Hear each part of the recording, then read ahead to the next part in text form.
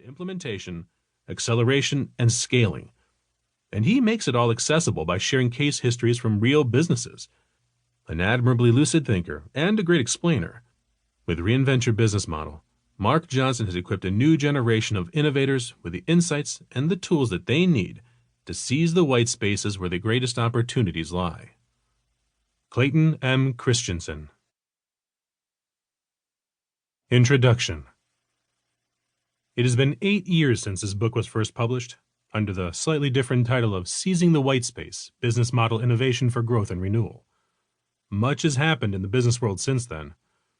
Blockbuster filed for bankruptcy in 2010 and closed all its remaining stores in 2013, a victim of Netflix's disruptive business model.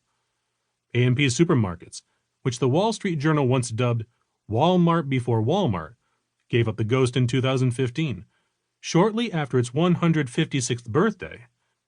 In June 2017, Whole Foods Market, which had done so much to upend the traditional business model for supermarkets, was acquired by Amazon, which has been turning the entire retail sector upside down over the past 2 decades.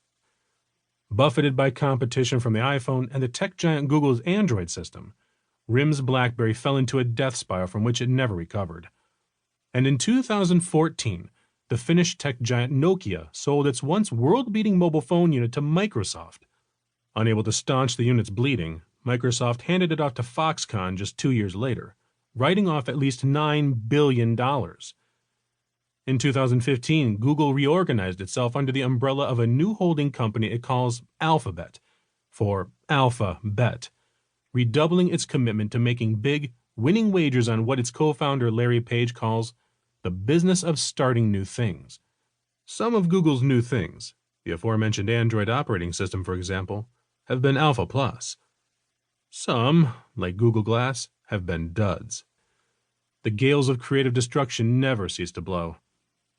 What's been fascinating and gratifying to me over the near decade is seeing again and again how intensely important the art and science of business model innovation remains, and how relevant, indeed crucial, are the lessons that this book imparts.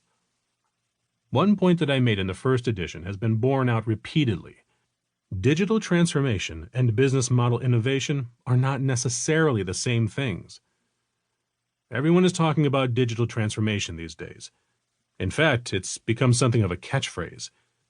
But it's important to remember that simply adding a digital component to an existing business does not fundamentally transform it. New technologies can enable business model innovations, but the technology is just a means, not an end.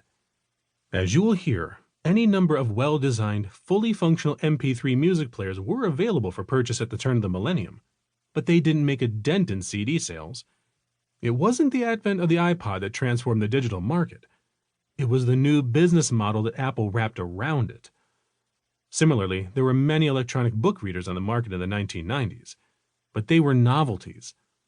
It wasn't until Amazon's Kindle debuted in 2007 with a business model that allowed readers to search Amazon's vast selection of titles and fill their devices with a single click that the ebook came into its own.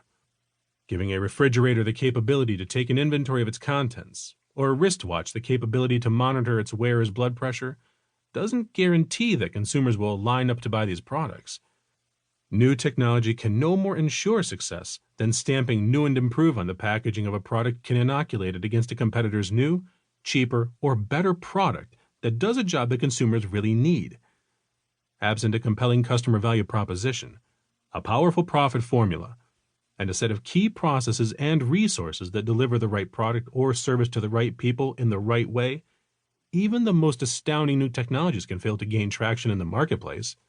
But with a fresh new business model, even a fully mature product can achieve dramatic new growth. Consider the humble taxicab.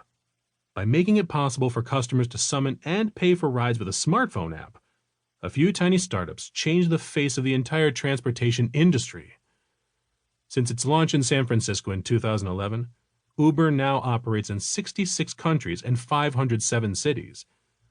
Lyft was launched in the same city a year later and now operates in over 300 cities. But the biggest lesson of all is that startups like Uber needn't have a monopoly on innovation. Big, established corporations can conceive, implement, test, and roll out world